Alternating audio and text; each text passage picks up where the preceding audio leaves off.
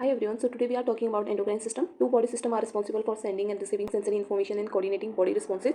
These are nervous system and the endocrine system. Together they are sometimes referred as the neuroendocrine system.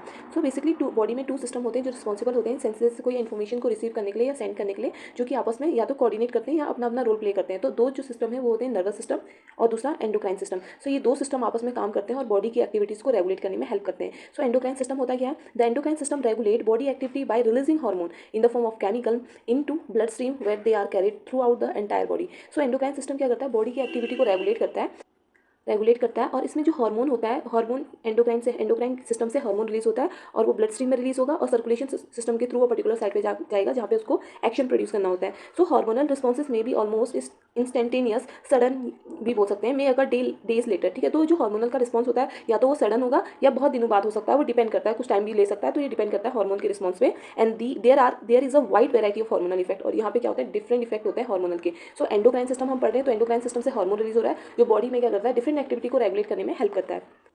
Next है hormonal function.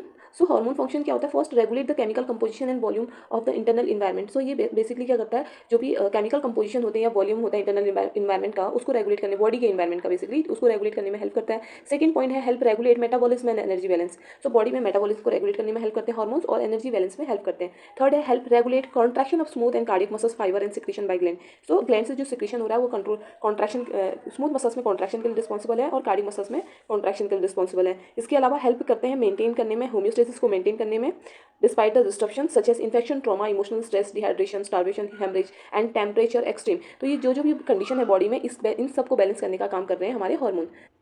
इसके अलावा ये regulate करते हैं certain activity और immune system को regulate करने में हेल्प करते हैं and play a role in the smooth sequential integration of growth and development. So ये स्मूथली चीज़ें ग्रो हो सेल्स के डेवलपमेंट में, या जो हमारी ग्रोथ है, सिक्वेंशियल जो इंटीग्रेशन ग्रोथ है वो प्रॉपर हो एंड डेवलप हो, तो उसमें भी ये क्या करते हैं? हेल्प करते हैं. इसके अलावा contribute to the basic process of reproduction including gametes production, fertilization, nourishment of embryo, foetus, delivery, nourishment of the newborn. So इसमें भी ये क्या करते हैं? हेल्प करते हैं.